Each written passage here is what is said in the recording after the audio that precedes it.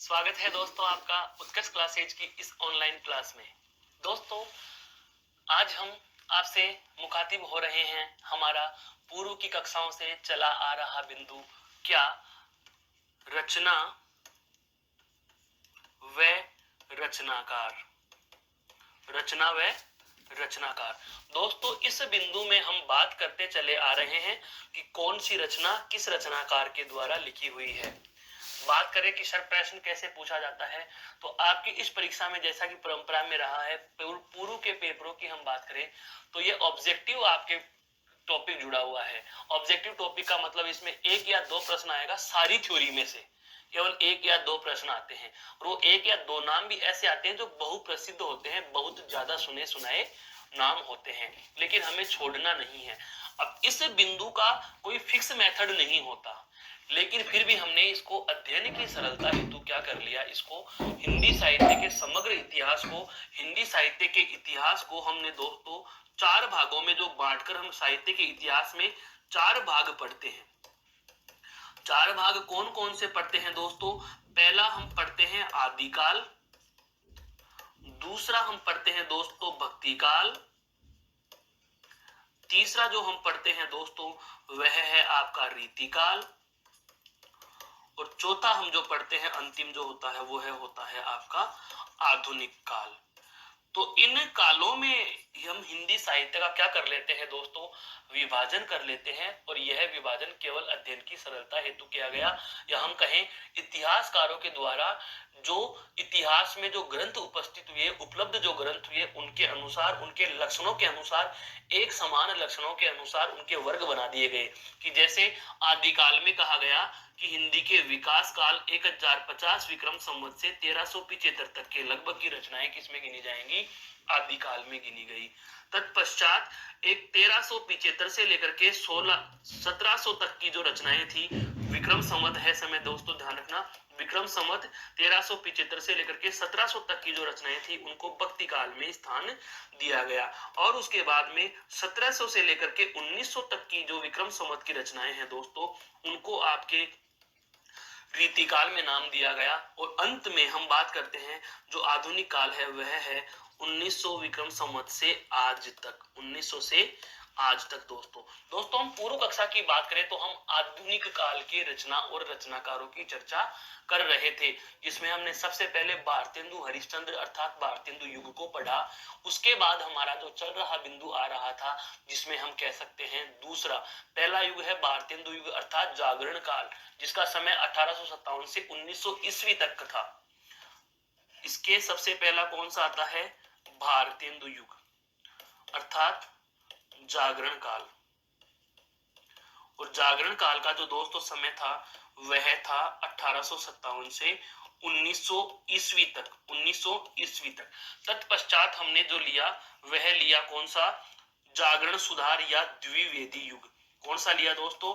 द्विवेदी युग। और द्विवेदी युग जो है, द्विवेदी युग जो है वह है दोस्तों आपका कब से कब तक, जिसका दूसरा नाम मिलता है जागरण सुधार काल। दूसरा नाम क्या मिलता है इसका?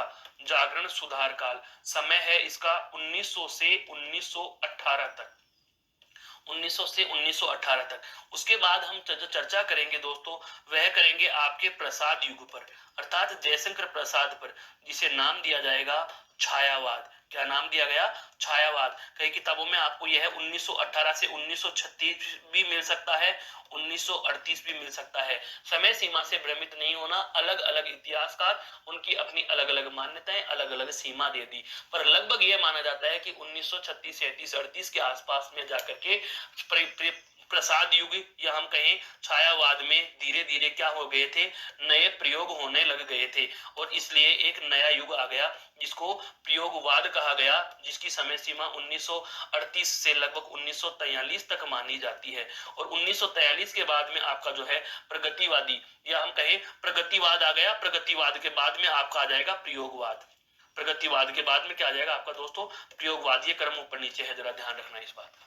तो साहित्य में जो प्रयोग हुआ, साहित्य ने जो प्रगति करी, इन सब वर्णनों को हम अध्ययन की सरलता हेतु विभाजित कर लेते हैं। लेकिन जब हम बात करेंगे हमारे क्या कि सर हमें रचनाएं और रचनाकार पढ़ने हैं, तो मोस्टली आपको बस ध्यान रखना है कहां तक का, प्रसाद युग तक का। प्रसाद युग के बाद में सारे के सारे जो रचनाएं अर्थात रचनाकार या लेखक हैं वो मिले जुले हैं, प्रगतिवाद के प्रयोगवाद में भी है, प्रयोगवाद के प्रगतिवाद में भी है, वही आपके तार सप्तक में भी चले जाते हैं, वही आपके जो साठोत्तरी या नई कविता है तब तक से लेकर के हम ये कहें 1938 से बात करके 1960 तक के जो बीच के, जिसको हम ये कह सकते हैं भारत का जो स्वतंत्रता या स्वाधीनता का समय था, उसमें सारे के सारे कवि या लेखक मिले जुले हैं। खैर हमें इन बातों पर साहित्य की चर्चा नहीं करनी, हमें तो वही वाला हमारा बिंदु जिसको अनवरत आगे बढ़ाना है, क्या, रचनाएं और रचनाकार। दोस्तों हम पूर्व की कक्षा में मैथिली शरण गुप्त तक की बात कर चुके हैं, अब बात करते हैं उनसे आगे की। अब बात करते हैं दोस्तों उनसे आगे की, हमारी हेडिंग क्या हो जाएगी, आधुनिक काल की। इसकी बात करेंगे दोस्तों, आधुनिक काल। और आधुनिक काल का जो समय होता है वह कौन सा है भाई, 1900 से आज तक का, 1900 से आज तक का। अब 1900 से आज तक का एक तरफ तो लिख देंगे दोस्तों रचनाकार, और एक तरफ लिख लेंगे क्या, हम उनकी रचना, एक तरफ क्या लिख लेंगे, उनकी रचना। तो चलो आज हम पहली रचनाकार और पहले रचनाकार की रचनाएं उनको हम चर्चा में लेते हैं। और आज का हमारा जो पहला रचनाकार है राष्ट्रीय कवि, जिनका नाम है रामधारी सिंह दिनकर। राष्ट्र कवि जिनको कहा जाता है, राष्ट्र कवि है कौन आपके, रामधारी सिंह दिनकर। दोस्तों रामधारी सिंह दिनकर, रामधारी सिंह दिनकर, रामधारी सिंह दिनकर की रचनाएं कौन कौन सी हैं, बहुत अच्छे से समझना है। उर्वशी, जो प्रसिद्ध हैं वो बता देता हूं, उर्वशी, रेणुका, उर्वशी, रेणुका। इसके अलावा है आपका रसवंती, रसवंती, द्वंद्व गीत है, द्वंद्व गीत, द्वंद्व गीत। इसके अलावा है आपका इतिहास के आंसू है, इतिहास के आंसू, इतिहास के आंसू हैं, इतिहास के आंसू। इसके अलावा जैसे रश्मि रथी, रश्मि रथी, हुंकार, हुंकार। ये इस प्रकार की जो रचनाएं हैं वो किसके द्वारा लिखित हैं दोस्तों, आपके रामधारी सिंह दिनकर के द्वारा लिखी हुई हैं। इसके बाद हम अगले रचनाकार पर चलते हैं, तो अगले रचनाकार में आते हैं आपके बहुत महत्वपूर्ण जो रचनाकार हैं, सुभद्रा कुमारी चौहान, सुभद्रा कुमारी चौहान। दोस्तों अगला रचनाकार कौन आते हैं आपके, सुभद्रा कुमारी चौहान। खूब लड़ी मर्दानी वह तो झांसी वाली रानी थी, पंक्तियां याद आ रही हैं, झांसी वाली रानी की पंक्तियां, झांसी की पंक्तियां हैं, खूब लड़ी मर्दानी वह तो झांसी वाली रानी थी। सुभद्रा कुमारी चौहान के द्वारा पंक्ति है वो है। रचना का नाम क्या है, झांसी वाली रानी। रचना का नाम क्या है, झांसी की रानी, झांसी की रानी। और इनके जो है वो रचना में आते हैं समाधि, समाधि। इसके अलावा और आता है प्रभु जी तुम मेरे मन की जानो, प्रभु, प्रभु जी तुम मेरे मन की जानो, प्रभु जी तुम मेरे मन की जानो, प्रभु जी तुम मेरे मन की जानो, प्रभु जी तुम मेरे मन की जानो।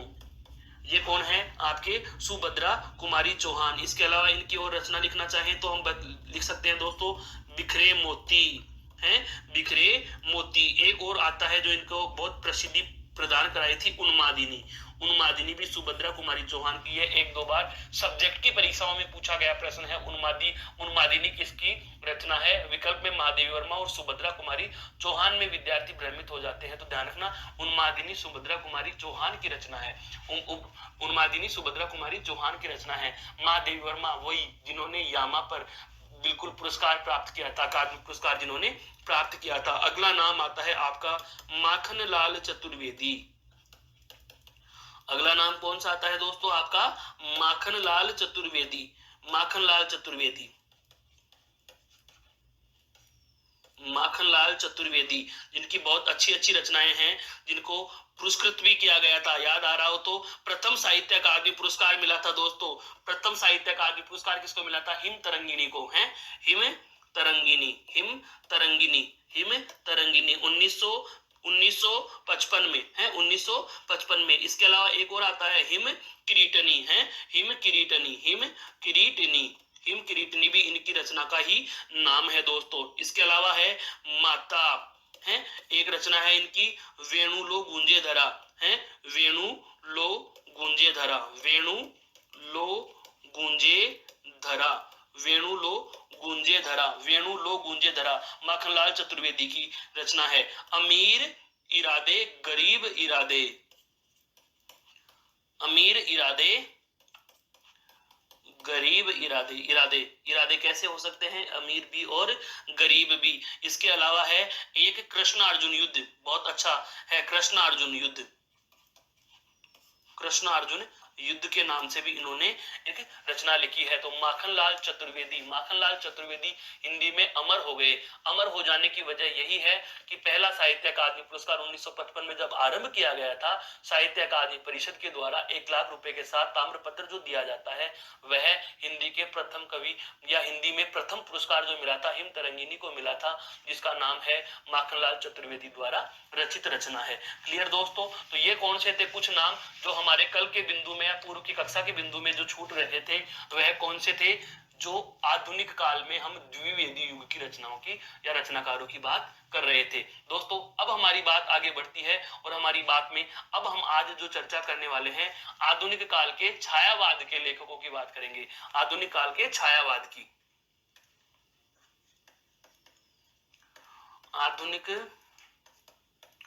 काल और आधुनिक काल में आज हम चर्चा किस पर करेंगे दोस्तों, छायावाद पे। समय आपका बताया हुआ 1918 से 1936 या 38 दोनों समय हमें मिलते हैं, 36 या 38 हमें दोनों मिलते हैं। ज्यादातर किताबों में आपको 38 मिलेगा, ज्यादातर किताबों में 38 मिलता है, क्योंकि इसके बाद वाला काल 38 से आरंभ होता है दोस्तों। क्लियर। तो एक तरफ तो वही कौन आपके रचनाकार और एक तरफ क्या लिखेंगे उनकी रचना। छायावाद के प्रधान 4 लेखक या 4 कवि या 4 रचनाकार हैं जिन्हें छायावाद के प्रधान स्तंभ माना गया दोस्तों। वे हैं सुमित्रा नंदन पंत, जयशंकर प्रसाद, सूर्यकांत त्रिपाठी निराला और महादेवी वर्मा, अर्थात जिन्हें छायावाद के प्रधान 4 स्तंभ कहा जाता है। तो हम उन्हीं से चर्चा को आरंभ करते हैं दोस्तों। सबसे पहले हम बात करेंगे कौन से रचनाकार की, जयशंकर प्रसाद, जयशंकर प्रसाद की। सबसे पहली जो हम चर्चा करेंगे वह किस पर करेंगे दोस्तों, जयशंकर प्रसाद की। और जयशंकर प्रसाद की रचनाओं की बात करें तो देखो, आंसू है, लहर है, आंसू, लहर, कामायनी, आंसू, लहर, कामायनी, कंकाल है दोस्तों, तितली, कंकाल, तितली, प्रेम पथिक, प्रेम पथिक। एक इनका अधूरा भी रहा हुआ, इनकी एक अधूरी रचना रही थी इरावती, इरावती, इरावती। समय से पहले काल की ग्रास बन जाने के कारण ये इनकी एक रचना जी थी वह क्या हो जाती है दोस्तों, अधूरी रह जाती है। इनके अलावा देखो एक आता है करुणालय, नाटक है इनका करुणालय और एकांकी, करुणालय है। और एक है आपका कौन सा, एक घूंट एकांकी है, एक घूंट बहुत प्रसिद्ध है, एक घूंट एकांकी। करुणालय ये क्या है, नाटक। ये क्या है दोस्तों, एकांकी, एकांकी है, एकांकी, जयशंकर प्रसाद के द्वारा रचित एकांकी है दोस्तों। क्लियर। अब हम बात करते हैं अगला जो है छायावाद के प्रधान स्तंभों में। छायावाद के प्रधान स्तंभ, ध्यान से सुनिए एक बात को, छायावाद के 4 प्रधान खंबे जिन पर पूरा छायावाद टिका हुआ है, जिसमें एक नाम आता है जिन पर पूरा छायावाद टिका हुआ है, उनमें एक नाम आता है सुमित्रा नंदन पंत का, एक नाम आता है सूर्यकांत त्रिपाठी निराला का, एक नाम आता है महादेवी वर्मा, और एक प्रमुख नाम जिनके नाम से युग पूरा जाना जाता है वे हैं आपके जयशंकर प्रसाद। दोस्तों दूसरी और महत्वपूर्ण बात सुनना, जयशंकर प्रसाद झरना, आंसू, लहर, कामायनी, झरना भी है इनकी रचना है, झरना, आंसू, लहर, कामायनी, कंकाल, तितली, इरावती। इरावती इनका अधूरा माना गया उपन्यास ग्रंथ भी है। क्लियर। इनके अलावा इन्होंने करुणालय नाटक भी लिखा, एक घूंट इनकी एकांकी है, एक घूंट क्या है इनकी एकांकी। इसके बाद में बात आती है जैसे कौन, आपका सूर्यकांत त्रिपाठी निराला, जिनको रबर छंद के प्रणेता कहा जाता है, छंद मुक्त रचनाओं का प्रणेता कहा जाता है। छंद मुक्त की बात मैं इसलिए करना चाह रहा हूं दोस्तों, हमारी इस परीक्षा के पाठ्यक्रम में यदा कदा छंद का प्रश्न भी पूछा जाता है। आपकी परीक्षा ऐसी भी हो सकती है कि जिसमें छंद पूछ लिया जाए। तो छंद जो जहां भी आता है वहां पर रबर छंद या केचुआ छंद, रबर का मतलब छोटा और बड़ा हो सकता है, केचुए के भी वही गुण है, छोटा और बड़ा हो रहा होता है। हम देखते हैं सूर्यकांत त्रिपाठी निराला छंद मुक्त रचनाएं लिखने वाले प्रसिद्ध कवियों में गिने जाते हैं, जिनकी कविताओं की एक लाइन छोटी एक लाइन बहुत बड़ी होती है, इसलिए उनको कहा जाता है रबर छंद या केचुआ छंद या छंद मुक्त रचनाओं के प्रणेता, जिनकी बहुत सारी रचनाएं हैं। चर्चा करना चाहते हैं अब हम, ध्यान दीजिए, सूर्यकांत त्रिपाठी निराला इनके ओगढ़ व्यक्तित्व के स्वभाव के कारण माँ देवी वर्मा ने भी इनको कहा था कि इनके ओगढ़ व्यक्तित्व है, इनका क्या है दोस्तों, ओगढ़ व्यक्तित्व है। तो इनकी रचनाएं देखो, परिमल है, परिमल, अणिमा, परिमल, अणिमा है, गीतिका, परिमल, अणिमा, गीतिका, अनामिका, अनामिका है, राम की शक्ति पूजा, बहुत महत्वपूर्ण चीज जो आपको साक्षात्कारों में भी पूछी जाती है, राम की शक्ति पूजा, राम की शक्ति पूजा, दुर्गा का जो आह्वान करते हैं भगवान श्री राम रावण से जब युद्ध करते हैं उस समय, कुक्कुर मुत्ता है, कुक्कुर मुत्ता, कुक्कुर मुत्ता, नए पत्ते, नए पत्ते, बेला है, आराधना, आराधना है, अर्चना, गीत गूंज है दोस्तों, गीत गूंज, ये क्या है आपके सूर्यकांत त्रिपाठी निराला की ऐसी ऐसी रचनाएं हैं जिनका बहुत ज्यादा प्रकाश और प्रसार होता है। एक बहुत अच्छी रचना है दोस्तों इनकी, जिसको कहा जाता है जूही की कली, जूही की कली, जूही की कली। दोस्तों एक इनकी रचना है सरोज स्मृति, ध्यान से समझना, सरोज स्मृति, एक बार जरा इधर ध्यान दीजिए, सरोज स्मृति, सरोज कौन थी, सरोज थी सूर्यकांत त्रिपाठी निराला की पुत्री।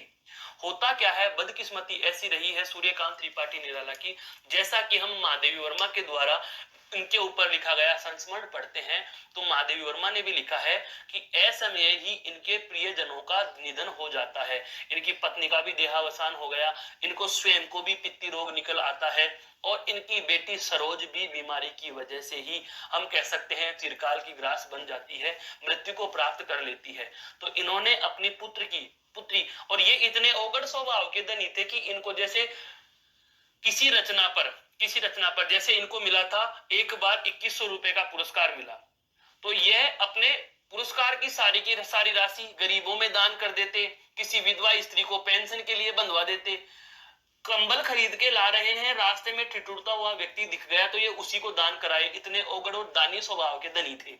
यही वजह थी कि इनके पास संचय करके रखा गया कुछ भी धन नहीं था, इनकी बेटी को ये बचा भी नहीं पाए, लेकिन उससे ये इतने ज्यादा प्रभावित या पीड़ित होते हैं कि उन्होंने अपनी बेटी के नाम पर कविता लिख डाली जिसका नाम था सरोज स्मृति।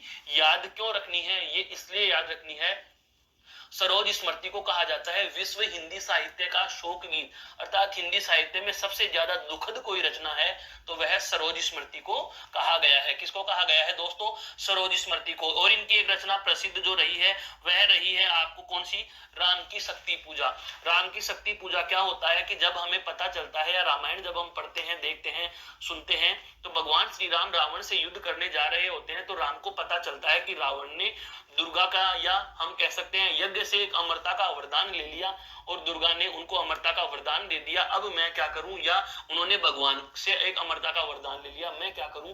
तो यहाँ पर इनके सेनापतियों ने इनको सुझाव दिया कि आपको माँ दुर्गा अर्थात शक्ति की देवी की पूजा अर्चना करनी चाहिए। संवाद बहुत प्रसिद्ध कौन सा है, भगवान श्री राम जब शक्ति की पूजा कर रहे होते थे, युद्ध भूमि में कोई पुष्प उनको नहीं मिलता, तो आपने सुना होगा श्री राम का एक पर्यायवाची शब्द आता है दोस्तों, राजीव लोचन।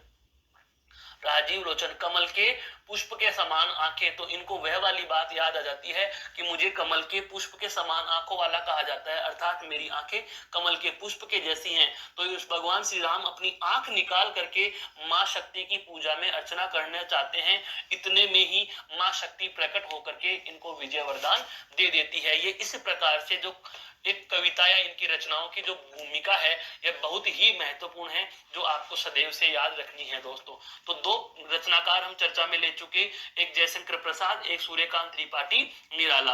अगले की हम बात करते हैं दोस्तों, छायावाद के प्रधान 4 स्तंभों में जयशंकर प्रसाद हो गया, निराला हो गया। अगले की हम बात करते हैं आपके, जिनको नाम क्या कहा जाता है, सुमित्रा नंदन पंत। हेडिंग डाल देंगे वही आधुनिक काल। और आधुनिक काल में दोस्तों छायावाद की बात कर रहा हूं। आधुनिक काल में किसकी बात कर रहा हूं, छायावाद की बात कर रहा हूं। एक तरफ नाम हो जाएगा क्या, रचनाकार का, और एक तरफ हो जाएगी क्या उनकी रचना, रचनाकार और रचना। हम बात करेंगे अब दोस्तों किसकी, सुमित्रा नंदन पंत की। किसकी बात करेंगे, सुमित्रा नंदन पंत की। दोस्तों एक बहुत अच्छी कहानी और बता देता हूं, मेरे एक दोस्त के साथ एक बार होता क्या है वाकया, सुमित्रा नंदन पंत, ये नाम महिला की तरह लग रहा है। नाम कैसे लग रहा है, ये महिला की तरह लग रहा है। बीएड की परीक्षा में जब लिखित पेपर हो रहा था, विषय हिंदी का पेपर हो रहा था, आपको भी ऐसे प्रश्नों का सामना करना पड़ता है किसी कवि या लेखक की जीवनी पर, या किसी या लेखक या कवि के व्यक्तित्व या कृतित्व पर हमें प्रश्न पूछ लिया जाता है। एक बार परीक्षा में मोहन को पूछा गया, या मोहन और सोहन दोनों को पूछ लिया गया, उनकी परीक्षा में आया हुआ प्रश्न बता रहा हूं। ऐसा हुआ था कि सुमित्रा नंदन पंत के जीवन पर प्रकाश डालिए। दोस्तों प्रश्न क्या दे दिया गया, सुमित्रा नंदन पंत के जीवन पर प्रकाश डाल दिए। मेरा साथी जो सोहन बैठा है पीछे, उसको पता था सुमित्रा नंदन पंत एक पुरुष हैं। मोहन पढ़ के ही नहीं आया था, उसने देखा सुमित्रा है, जाहिर सी बात है महिला होगी, तो उन्होंने तुक्के मारना आरंभ कर दिया। सुमित्रा एक बहुत अच्छी महिला थी, सुमित्रा बहुत अच्छी गृहिणी थी, इनको बहुत ज्यादा नॉलेज था, हिंदी की बहुत अच्छी ज्ञाता थी, जो भी उनको जोड़ना तोड़ना कुछ था। एक पूरा पैराग्राफ बनाने के बाद में मोहन की जो कॉपी है सोहन के नजर में आ जाती है कि यार तू क्या लिख रहा है, सुमित्रा नंदन पंत तो है, महिला नहीं है, पुरुष है। तो अब उसने पूरा उत्तर तो बना दिया और स्त्रीलिंग बना करके लिख दिया। पुल्लिंग कैसे बनाए, तो उसको आइडिया दिया कि एक काम कर, जहां जहां थी लिखा हुआ वहां था कर दे। तो लाइनें क्या बन गई दोस्तों, सुमित्रा नंदन एक बहुत अच्छी गृहिणी था, है बहुत अच्छी महिला था। तो इस तरीके से भी आपको ध्यान रखना है कि नाम पर न जाएं, नाम पर न जाएं। सुमित्रा नंदन पंत जो है वो पुरुष हैं, प्रसाद पंत और निराला 3 पुरुष हैं, और एक है महिला जो छायावाद के प्रधान स्तंभों में गिनी जाती है, आपके महादेवी वर्मा जिनको कह सकते हैं। क्लियर, चलते हैं दोस्तों इनकी रचनाओं पर, ध्यान दो जरा। है सुमित्रा नंदन पंत, सुमित्रा नंदन की पंत की जो रचनाएं हैं उन पर देखो। सबसे पहली रचना आती है इनकी क्या, पल्लव। सबसे पहली रचना कौन सी है दोस्तों, पल्लव। पल्लव के बाद में है इनकी रचना ग्रंथि। ग्रंथि के बाद में इनकी रचना आती है उच्छ्वास, है उच्छ्वास, उग्र विपगु जिसको हम बोलते हैं, उच्छ्वास, उच्छ्वास, उच्छ्वास। उसके बाद में आती है दोस्तों इनकी रचना गुंजन। फिर एक रचना है इनकी दोस्तों युगांत। क्या है भाई, युगांत। युगांत के अलावा इनकी रचना है उत्तरा। एक रचना है दोस्तों चिदंबरा। कौन सा रचना है दोस्तों, चिदंबरा। चिदंबरा के अलावा दोस्तों एक रचना है इनकी लोकायतन। क्या नाम है, लोकायतन। लोकायतन के अलावा है युगवाणी। महत्वपूर्ण रचनाओं की बात कर रहे हैं, युगवाणी। युगवाणी के अलावा एक है खादी के फूल। यह बहुत महत्वपूर्ण है। खादी के फूल महत्वपूर्ण इसलिए है क्योंकि यह अमिताभ बच्चन के पिताजी हरिवंश राय बच्चन के साथ मिलकर लिखी थी इन्होंने।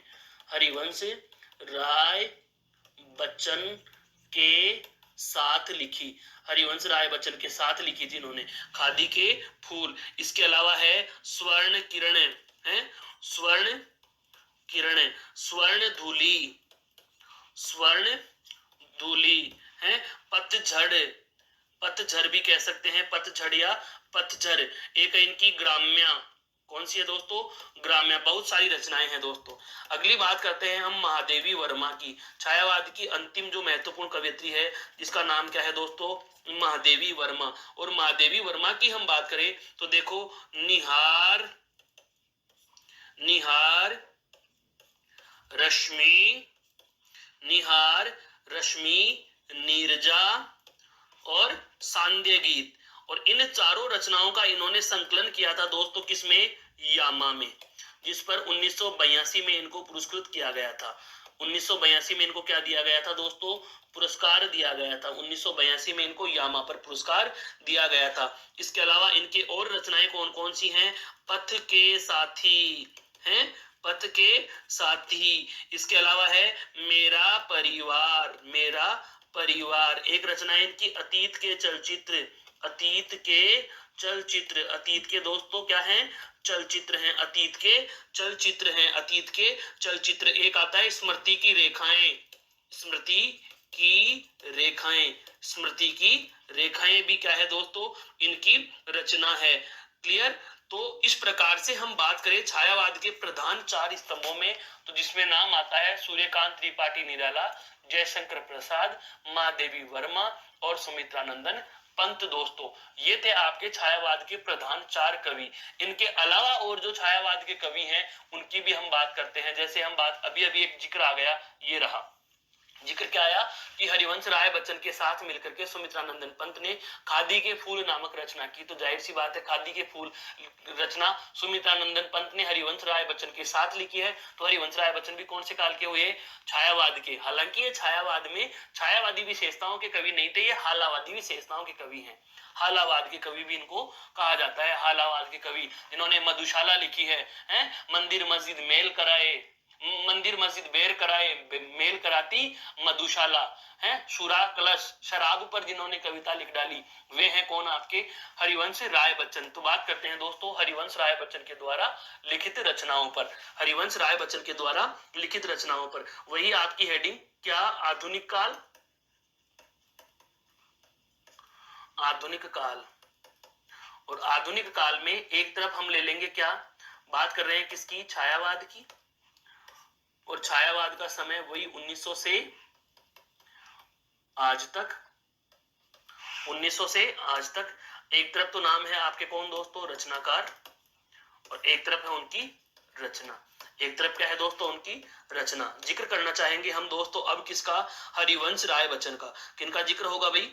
हरिवंश राय बच्चन का। फादर ऑफ अमिताभ है, father of Amitabh, grandfather of Abhishek है हरिवंश राय बच्चन, हरिवंश राय बच्चन की। हरिवंश राय बच्चन के लिए एक बहुत अच्छी जो लाइन आती है वह लिख देता हूं क्या? प्रेम व बस्तियां अर्थात हालावाद, प्रेम व मस्ती के कवि हैं ये, हालावाद के कवि, हालावाद के कवि, हालावाद के कवि इनको कहा जाता है। क्या कहा जाता है इनको? हालावाद का कवि कहा जाता है। इनकी रचनाओं की बात करते हैं दोस्तों। देखो इनकी रचनाओं में मधुशाला, शाला मतलब स्थान है, शाला मतलब स्थान। मधु यहाँ शराब को कहा गया है, शराब का स्थान। मैं खाना आज के अर्थ में बार जिसे बोलते हैं, है आज के दारू का ठेका नहीं, शराब का ठेका नहीं, बार जिसे बोलते हैं, जहां बैठ करके पीते हैं लोग, जहां बैठ करके पीते हैं, कोई से भी धर्म के जाए एक साथ पिएंगे, सब भाई भाई बन जाएंगे, सारे गम भूल जाएंगे, किसी को कोई शिकायत नहीं रहेगी। वो कौन सी है दोस्तों? वो मधुशाला है। वो क्या है? मधुशाला है, जहां बैठ के सारे गम भुला देते हैं। क्या है वो? मधुशाला। मंदिर मस्जिद बैर कराते, इसीलिए तो कहा गया कि मंदिर में हिंदू जा रहे हैं, मुस्लिम धर्म को मानने वाले मस्जिद में जा रहे हैं, तो ये तो जिनको पवित्र जगह मानी जाती है वो तो उल्टा हिंदू मुस्लिम को सांप्रदायिकता से बैर करा रहे हैं। मेल कराती मधुशाला, एक ही टेबल पर बैठ करके चीयर्स करके ले रहे हैं दोस्त घूंट अपने गम को बुलाने की, तो वहां पर है कौन सी? मधुशाला है दोस्तों, मधुशाला। अन्य रचनाओं में हम बात करें तो देखो इनकी रचना आती है मधु कलश। क्या आती है दोस्तों? मधु कलश। एक है कौन? मधुबाला, मधुबाला। नायिका की बात नहीं कर रहा हूं, रचना की बात कर रहा हूं दोस्तों, है मधुबाला। और रचनाएं हैं निशा निमंत्रण, और रचनाओं में आता है दोस्तों निशा निमंत्रण, निशा निमंत्रण, निशा को बुलावा। एकांत संगीत है, एकांत संगीत। एक है दोस्तों मिलन यामिनी, है एक है कौन सी? मिलन यामिनी, मिलन यामिनी। रात गई बीत आई नहीं मिलने, मिलन यामिनी में कहा गया है। एक है दोस्तों आपके सतरंगिणी। क्या है दोस्तों? सतरंगिणी, सतरंगिणी, सतरंगिणी। इसके अलावा है दोस्तों जैसे खादी के फूल, नए पुराने झरोके हैं, नए पुराने झरोके, नए पुराने जरोखे। खादी के फूल हम पंत में भी गिनते हैं, यहाँ भी गिनेंगे, क्योंकि यह पंत ने इनके साथ मिलकर ही लिखी थी दोस्तों, ठीक है। इसके अलावा इनकी जो आत्मकथा है, आत्मकथा 4 खंडों में है, यह बहुत बार पूछी जाती है। आत्मकथा के 4 खंड, आत्मकथा के कितने खंड है इनके? 4 खंड हैं। आत्मकथा के 4 खंड कौन कौन से हैं दोस्तों, बताना चाहूंगा। पहला है नीड़ का निर्माण, फिर से क्या भूलूं क्या याद करूं, नीड़ का निर्माण, फिर से ऐसे है क्या भूलूं क्या याद करूं, क्या भूलूं क्या याद करूं, फिर है नीड यानी घोंसला, नीड या घोंसला, नीड का निर्माण, फिर से बसेरे के से दूर 10 द्वार से सोपान तक, नीड का निर्माण, फिर से क्या भूलू का याद करूं, नीड या घोंसले का निर्माण, फिर से और बसेरे से दूर और 10 द्वार से सोपान तक, बसेरे से दूर। और चौथी या अंतिम जो इनकी आत्मकथा का भाग है वह है 10 द्वार से सोपान तक, 10 द्वार से सोपान तक, 10 द्वार से सोपान तक। यह आपके हालावाद के प्रमुख रचनाकार या हालावाद के प्रमुख कवि, प्रेम, रोमांच और मस्ती का कवि जिनको कहा गया, हरिवंश राय बच्चन की महत्वपूर्ण रचनाओं पर प्रकाश डाला दोस्तों। अब हम बात करते हैं और आधुनिक काल के, अभी समाप्त नहीं हुए हैं आधुनिक काल के और रचनाकार और उनकी रचनाएं दोस्तों। तो वही वाली बात, हमारी हेडिंग तो क्या है, आधुनिक काल दोस्तों।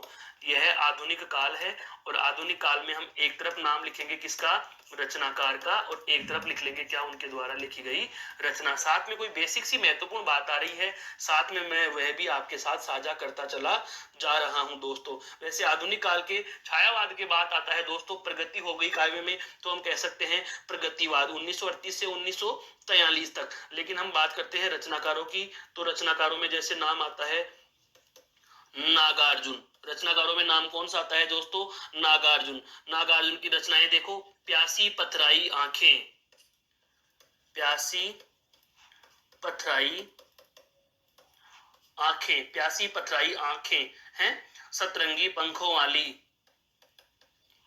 सतरंगी पंखों वाली, सतरंगी पंखों वाली, तालाब की मछलियां हैं, तालाब की मछलियां, तालाब की दोस्तों मछलियां हैं। तुमने क्या कहा था, तुमने क्या कहा था, आखिर ऐसा क्या कह दिया मैंने, आखिर ऐसा क्या कह दिया मैंने। ये इस प्रकार की जो अच्छी रचनाएं हैं दोस्तों, किनकी, नागार्जुन की। अगले जो अपने रचनाकार आते हैं वे आते हैं त्रिलोचन। कौन आते हैं दोस्तों, त्रिलोचन। और त्रिलोचन की जो महत्वपूर्ण रचना है वह आती है मैं उस जनपद का कवि हूं, मैं उस जनपद का कवि हूं, मैं उस जनपद का कवि हूं, मैं उस जनपद का कवि हूं, मैं उस जनपद का कवि हूं है। इसके अलावा जैसे हम बात करते हैं और धरती, ताप के ताए दिन, ताप के ताए दिन, ताप के ताए दिन, ताप के ताए दिन दोस्तों। और आती हैं जैसे एक रचना और बहुत प्रसिद्ध है, कौन सी, जो नागार्जुन की है, रतिनाथ की चाची। ये याद रखना, ये पूछा गया था एक बार परीक्षा में, रतिनाथ की चाची, रतिनाथ की चाची पूछा गया था, बिल्कुल। ये इनके क्या है, उपन्यास रचना है, ये उनकी उपन्यास विधा की रचना है, उपन्यास। ये एक बार परीक्षा में पूछा गया था, सब्जेक्ट की परीक्षा में पूछा गया था। मैं उस जनपद का कवि हूं, धरती ताप के ताए दिन। ये सारी की सारी रचनाएं किसकी हैं दोस्तों, आपके त्रिलोचन महोदय की हैं। किसकी हैं दोस्तों, त्रिलोचन महोदय की हैं। अगला नाम ले लेते हैं हम, जैसे केदारनाथ अग्रवाल का। किसका नाम लेते हैं दोस्तों, केदारनाथ अग्रवाल। केदारनाथ अग्रवाल की एक बहुत महत्वपूर्ण रचना है नींद के बादल, हैं दोस्तों। कौन सी है, नींद के बादल, नींद के बादल, नींद के बादल हैं। युग की गंगा, युग की गंगा। एक है दोस्तों आग का आईना, आग का आईना। आग का क्या है दोस्तों, आईना है, आग का आईना, आग का आईना। एक है फूल नहीं रंग बोलते हैं, फूल नहीं रंग बोलते हैं, फूल नहीं रंग बोलते हैं। तो इस प्रकार से ये कुछ प्रगतिवादी या प्रगतिकाल के कवि मैंने आपके साथ साझा किए हैं। प्रगतिवाद क्या, प्रगतिवादी या प्रगतिकालीन कवि मैंने आपके साथ साझा किए हैं दोस्तों। क्लियर। अब आती है जो महत्वपूर्ण बात आएगी हमारी इसी आधुनिक काल के, जो हम वर्तमान स्थिति पर आ रहे हैं। आधुनिक काल के हम वर्तमान स्थिति पर आ रहे हैं। वर्तमान स्थिति में हम जो आज चर्चा करने वाले हैं वह अब चर्चा होगी दोस्तों आपके तार सप्तक पर। किस पर बात करेंगे दोस्तों? तार सप्तक पर, अर्थात तार सप्तक के कवि। बात आती है तार सप्तक आरंभ कहां से हुए। तार सप्तक है क्या चीज? तार सप्तक है दोस्तों एक समान। तार सप्तक क्या है? एक समान लक्षणों या एक समान भावधारा जैसी कविताएं लिखने वाले 7 कवियों के एक समूह को तार सप्तक कहा जाता है। उन्हें समझना, 7 ऐसे कवियों का समूह है जिनकी कविताओं की भावधारा या एक समान लक्षणों वाली वो क्या लिखते हैं, रचनाएं लिखते हैं। तो उन कवियों को एक वर्ग में गिना गया, एक ग्रुप बना दिया गया जिनको तार सप्तक के, एक तार में उनको पिरो दिया, जिसको कहा जाता है एक समान भावधारा वाली कविताओं के, एक समान भावधारा वाली कविता लिखने वाले 7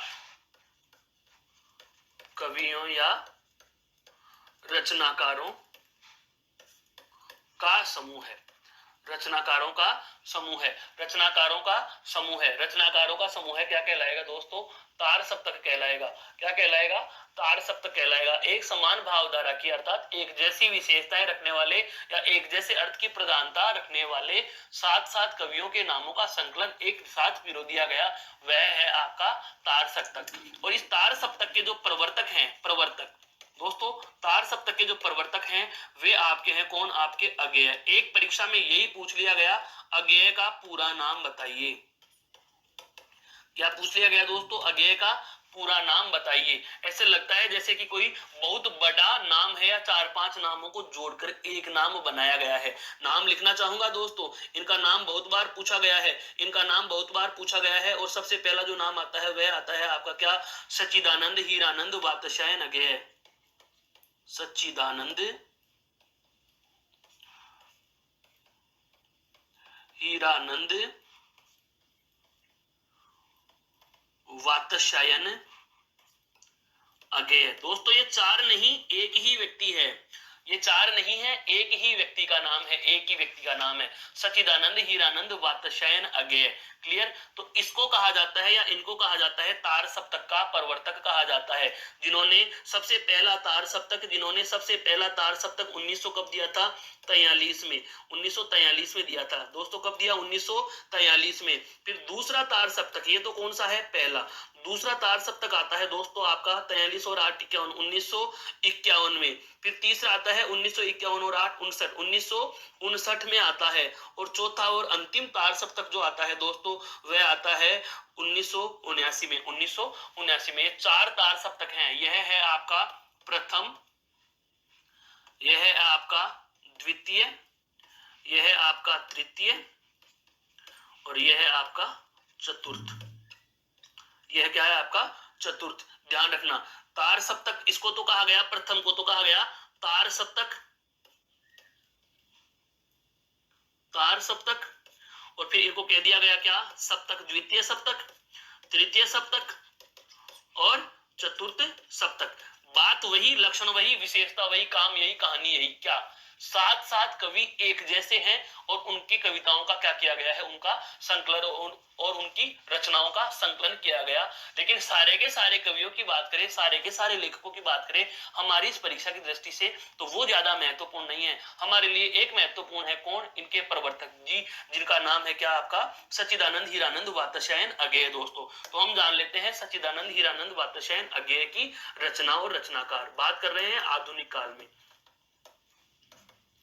बात कर रहे हैं दोस्तों आधुनिक काल में।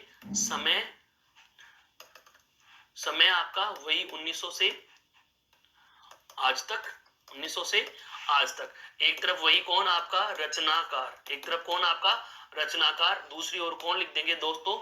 रचना। नाम ले रहा हूं किसका? अज्ञेय का। पूरा नाम पहले से ही पता चल चुका है। अज्ञेय का पूरा नाम पहले से ही पता चल चुका है। और इनके देखो, एक तो है शेखर एक जीवनी, शेखर एक जीवनी, बहुत अच्छा इनका एक उपन्यास है दोस्तों। इसके अलावा देखो जयदोल है, कोठरी की बात, कोठरी की बात, ये कहानियां हैं दोस्तों। ये क्या है दोस्तों? कहानियां हैं। परंपरा, परंपरा शरणार्थी, परंपरा शरणार्थी, विपथगा, विपथगा इनकी कहानियां हैं दोस्तों। इसके अलावा जैसे इनके निबंध में भी आता है एक आत्मनेपद, या हम कह सकते हैं आत्मनेपद, आत्मनपद या आत्मनेपद, आत्मनेपद। और एक त्रिशंकु के नाम से भी है इनका, एक त्रिशंकु, त्रिशंकु भी है इनके, त्रिशंकु, त्रिशंकु भी इनके द्वारा लिखा गया क्या है? निबंध। और इनके अलावा एक यात्रा वृत्तांत भी है। यात्रा वृत्तांत कौन सा है? अरे यायावार रहेगा याद, घूमने वाला कवि कहा जाता है, घुमक्कड़ी कहा जाता है इनको। अरे यायावार, अरे यायावार रहेगा याद।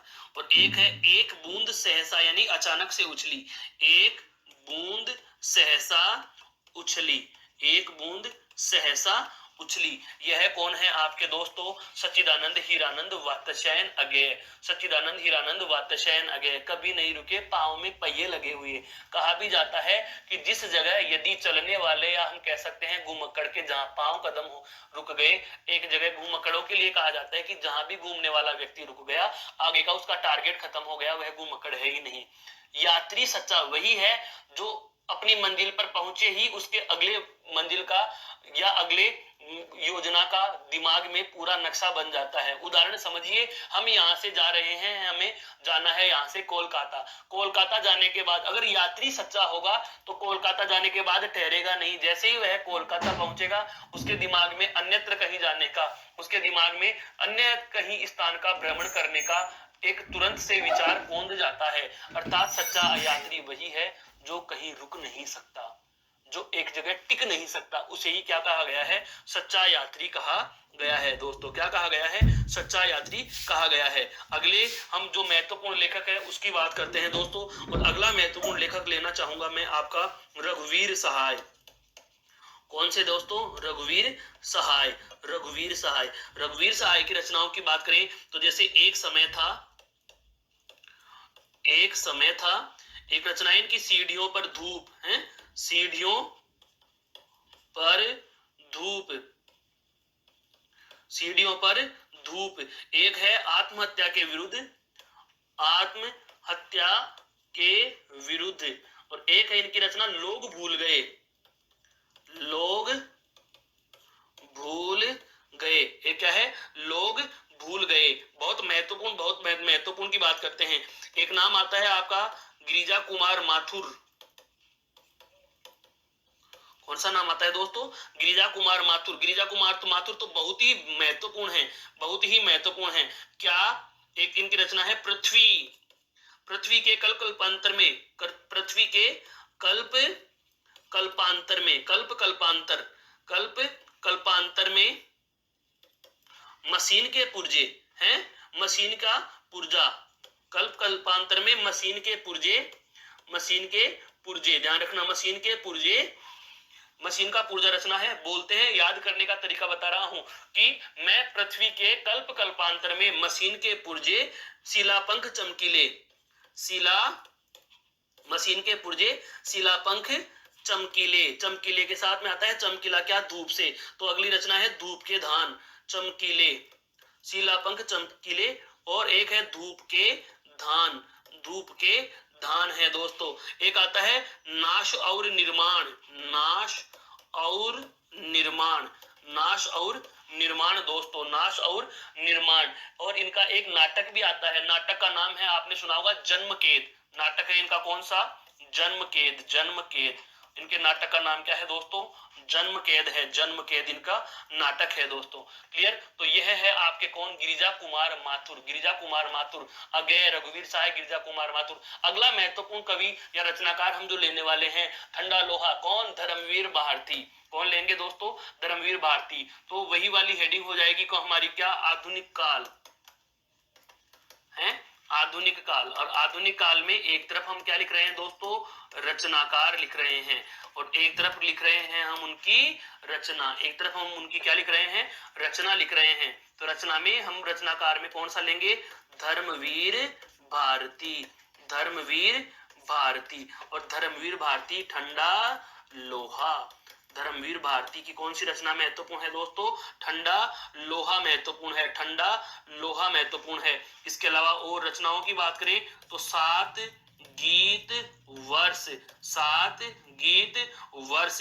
और एक आपको जो बताया भी था जिस समय हमने ब्रह्मगीत या कृष्ण भक्ति काव्य धारा की बात की थी, क्या, कनुप्रिया, क्या, कनुप्रिया, यह ब्रह्मगीत परंपरा की रचना है, ब्रह्मगीत परंपरा की रचना, ब्रह्मगीत परंपरा की रचना है, ब्रह्मगीत परंपरा की रचना है ये। कौन सी, ठंडा लोहा, कौन सी है दोस्तों, ठंडा लोहा। अगले आते हैं आपके बहुत अच्छे जो लेखक हैं, कुंवर नारायण, कुंवर नारायण। दोस्तों कुंवर नारायण की बात की जाए तो देखो इनकी रचनाओं में एक तो आता है परिवेश, एक इनकी रचना है हम तुम, परिवेश, परिवेश के साथ में नाम जुड़ा हुआ है ये, परिवेश हम तुम है, परिवेश हम तुम, परिवेश हम तुम। एक है चक्रव्यूह है, चक्रव्यूह है। एक रचना है इनकी आमने सामने, आमने सामने। एक है दोस्तों बहुत अच्छा जिसको 1985 में साहित्य अकादमी पुरस्कार मिला था, कोई दूसरा नहीं, कोई दूसरा नहीं। एक इनकी रचना है आत्मजयी, कौन सी है दोस्तों, आत्मजयी, कौन सी रचना है, आत्मजयी इनकी दूसरी रचना का नाम है। एक है आपके बहुत महत्वपूर्ण रचनाकार जिनका नाम आता है गजानंद माधव मुक्तिबोध, चांद का मुंह है टेढ़ा है, गजानंद माधव, गजानन माधव मुक्तिबोध, गजानंद माधव मुक्तिबोध, जिनकी एक रचना बहुत बार पूछी गई है दोस्तों, इसको तो आप बहुत हाईलाइट करके लिख लेना।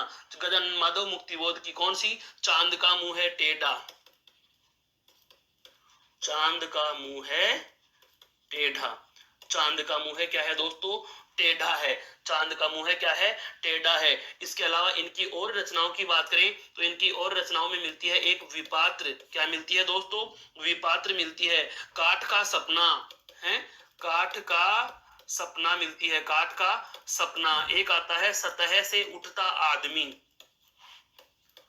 सतह से उठता आदमी, सतह से उड़ता हुआ आदमी इनकी एक बहुत ही क्या है, महत्वपूर्ण रचना है, क्या है दोस्तों, इनकी एक बहुत ही महत्वपूर्ण रचना है। इसके अलावा अगले हम लेखक की बात करें तो अगला जो हमारा लेखक आता है, अगला जो हमारा रचनाकार आता है आपके शमशेर बहादुर सिंह, आधुनिक काल में है, शमशेर बहादुर सिंह आधुनिक काल।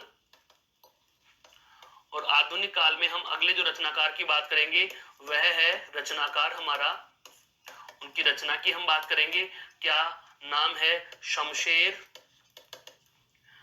बहादुर, शमशेर बहादुर सिंह, जिनकी रचना है कुछ कविताएं हैं, कुछ कविताएं और कुछ और कविताएं, कुछ और कविताएं, कुछ कविताएं, कुछ और कविताएं, चूका भी नहीं हूं मैं, चूका भी नहीं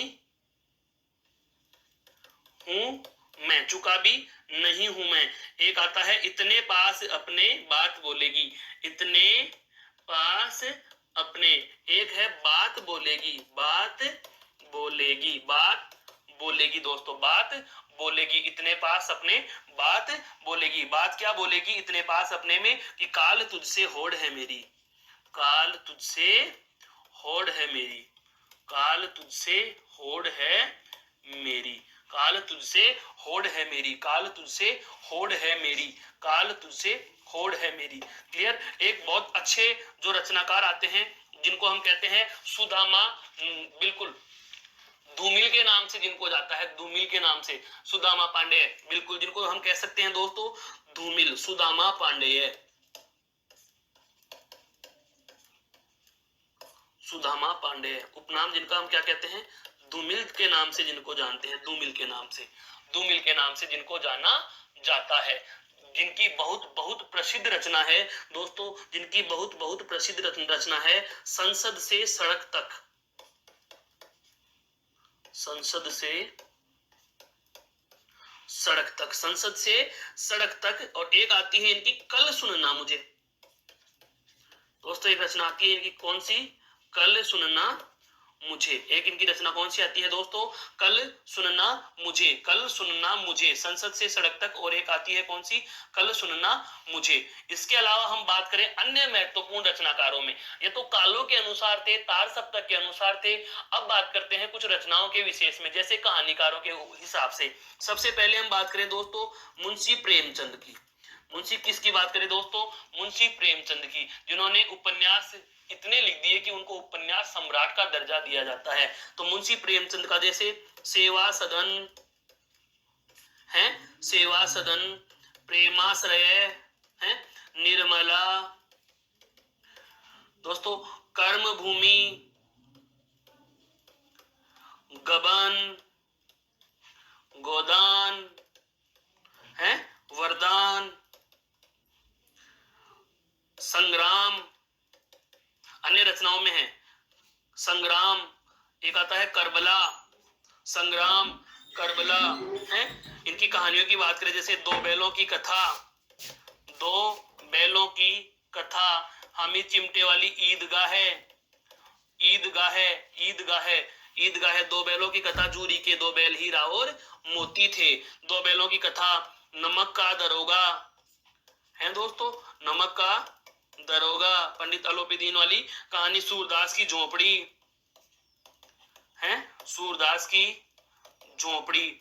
ये आपके अन्य रचनाकारों में, या हम कहें अन्य लेखक या अन्य रचनाकारों में बहुत महत्वपूर्ण लेखक या रचनाकार आपके साथ मैंने साझा किए हैं। इसके साथ आते हैं आपके जो बाल मनोवैज्ञानिक, या हम कहें जिनको मनोवैज्ञानिक कहानियों के रचनाकार के रूप से भी हम जानते हैं, जिनका नाम है आपके दोस्तों जैनेन्द्र जी महोदय। तो हम बात करें जैनेन्द्र कुमार की रचनाओं की, ये भी आप ध्यान रखना, एक तरफ रचना, ये अन्य रचनाकार बता रहा हूं दोस्तों, अन्य रचनाकार, अन्य आधुनिक रचनाकार, अन्य आधुनिक रचनाकार, अन्य आधुनिक रचनाकार में आपका नाम आता है किसका, जैनेन्द्र महोदय। कौन है दोस्तों, जैनेन्द्र महोदय। जैनेन्द्र महोदय की रचना आती है एक रात, एक रात मास्टर जी, एक रात मास्टर जी व, एक रात मास्टर जी व पत्नी अपना अपना है, अपना अपना भाग्य, अपना अपना भाग्य, अपना अपना भाग्य पर क्या कर रहे हैं, विचार कर रहे हैं। इतने में देखा कि एक चोर है, इतने में देखा कि एक चोर, क्या हो रहा है, एक चोर वातायन से देखा दो चिड़ियां उड़ रही हैं, वातायन से दो चिड़ियां उड़ रही हैं, और एक चोर ने घर के अंदर प्रवेश कर लिया, घर के अंदर से प्रवेश कर लिया, और क्या चुरा ली दोस्तों, पाजेब चुरा ली। क्या चुरा ली दोस्तों, पाजेब चुरा ली। एक रात मास्टर जी और उनकी पत्नी अपने अपने भाग्य पर बातें कर रहे थे कि इतनी देर में एक चोर आया, वातायन से दो चिड़ियां उड़ गई, और चोर ने अपनी पाजेब, या चोर ने उनकी पाजेब चुरा ली दोस्तों, चोर ने उनकी क्या चुरा ली दोस्तों, पाजेब चुरा ली है। और उसके बाद नीलम देश की राजकन्या ने, ये सारा का सारा मामला नीलम देश की राजकन्या ने, नीलम देश की राजकन्या ने उसे क्या कर दी, फांसी दे दी। नीलम देश की राजकन्या ने उस चोर को क्या दे दी दोस्तों, फांसी दे दी। इस तरीके से भी आप इस जैनेन्द्र की कहानियों को याद रख सकते हैं, जैनेन्द्र की कहानियों को याद आप रख सकते हैं। इसके अलावा एक नाम आपके लिए बहुत अच्छा और प्यारा सा नाम है, कौन, आपकी मन्नू भंडारी। कौन दोस्तों, मन्नू भंडारी। मन्नू भंडारी को भी हम भूलेंगे नहीं, मन्नू भंडारी हैं, जैसे तू अकेली यह है, तू अकेली यह नई नौकरी नहीं कर पाएगी, नई नौकरी नहीं कर पाएगी, तू अकेली यह नई नौकरी नहीं कर पाएगी, कि यही सच है कि तू, यही सच है कि तू रानी माँ के चबूतरे पर बैठ करके सोच है, रानी माँ का चबूतरा, रानी माँ का चबूतरा। मनु तू बहुत छोटी है, तू अकेली यह नई नौकरी नहीं कर पाएगी, क्योंकि तुझे अब रानी माँ के चबूतरे पर बैठकर सोचना चाहिए कि एक प्लेट सैलाब आया नहीं, और तू कह देगी एक प्लेट सैलाब, एक प्लेट का मतलब एक प्लेट सैलाब आएगा, और तू कह देगी क्या कि मुझसे यह नौकरी नहीं होती, मैं हार गई, मैं हार गई। ये इस तरीके से भी आप कहानी के रूप में भी या स्टोरी के रूप में भी बना करके आप क्या कर सकते हो दोस्तों, इन रचनाएं और रचनाकारों को याद कर सकते हो। जैसे अभी अभी मैंने दोनों की ट्रिक बताया ना आपको, कि एक रात मास्टर जी और उनकी पत्नी अपने अपने भाग्य के बारे में विचार कर रहे थे कि अचानक से एक चोर आता है और वातायन से दो चिड़ियां उड़ती हैं। चोर जो है पाजेब चुरा कर ले गया, और सारा मामला नीलम देश की राजकन्या को बताया जाता है, जिन्होंने चोर को क्या दे दी, फांसी दे दी। इस तरीके से याद कर लेते हो। मैंने मन्नू भंडारी को कहा था कि तू अकेली है नई नौकरी नहीं कर पाएगी, यही सच है कि तू रानी माँ के चबूतरे के ऊपर बैठ करके सोच कि एक प्लेट सैलाब आया नहीं थी, तू कह देगी कि मैं अब हार गई, यह मेरे बस की बात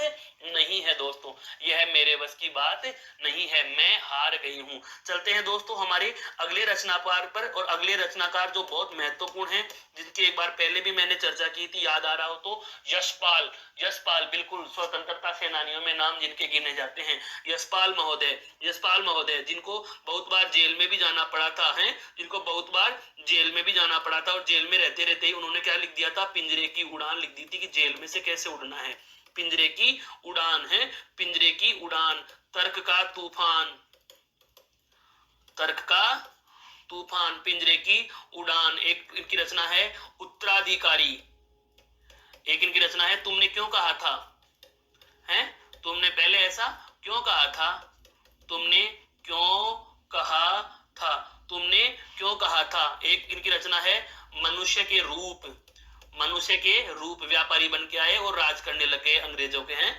दादा कामरेड, दादा कामरेड, दादा कामरेड। देशद्रोही, देशद्रोही 2-3 बार परीक्षाओं में पूछा गया, बहुत ही अच्छा। कौन सा, झूठा सच, बहुत ही अच्छा है, और ये बहुत बार पूछा गया है, झूठा सच, झूठा सच। और एक आती है तेरी मेरी उसकी बात, तेरी मेरी उसकी बात, तेरी मेरी और उसकी बात, यही सच है, तेरी मेरी उसकी बात। और 12 घंटे, 12 घंटे। ये इस प्रकार की जो रचनाएं हैं दोस्तों, ये हैं आपके स्वतंत्रता सेनानी या स्वतंत्रता सेनानियों में जो लेखक रहे, महत्वपूर्ण जो हमारे रचनाकार रहे, जिनका नाम है यशपाल महोदय। देश के सपूत हैं, जाहिर सी बात है, इसलिए इनके नाम को हम बहुत ही ज्यादा सम्मान के साथ लेते हैं, बहुत ज्यादा सम्मान के साथ इनके नाम को लिया जाता है। आगे हम और लेखकों पर चर्चा करें तो अन्य महत्वपूर्ण लेखकों में हमारे कुछ 1-2 लेखक और बचे हैं, हम उनकी भी चर्चा कर लेते हैं दोस्तों। हम बात कर रहे थे अन्य की, अन्य महत्वपूर्ण में, और अन्य महत्वपूर्ण में दोस्तों हम लेना चाहेंगे एक तरफ वही रचनाकार, और एक तरफ वही क्या लिख देंगे दोस्तों, इनकी रचना। तो अन्य महत्वपूर्ण लेखकों में हम सबसे पहले हम लेना चाहेंगे दोस्तों आपके हरिशंकर प्रसाई जी को, हैं हरिशंकर प्रसाई, व्यंग्यकार हैं हरिशंकर परसाई जी। हरिशंकर परसाई, जैसे सबसे पहले इनकी रचना आती है, सबसे प्रसिद्ध जो रही है, रानी नागफनी की कहानी, रानी नागफनी की कहानी, रानी नागफनी की कहानी, बिल्कुल। और इसके अलावा जैसे इनकी एक आती है तट की खोज, इनकी एक रचना है तट की खोज, तट की खोज है। इसके अलावा जैसे भोला राम का जीव, व्यंग्य रचनाएं बहुत प्रसिद्ध रही है। भोला राम का जीव, वह पेंशन के चक्कर में ऑफिसों के चक्कर लगाता रह जाता है, और उसको भोला राम को पेंशन मिल ही नहीं पाती है। अंत में क्या हो गया था, भोला राम का जीव जो है वो निकल कर आता है। एक है शब्द, एक बहुत अच्छी व्यंग्य रचना है इंस्पेक्टर मातादीन चांद पर।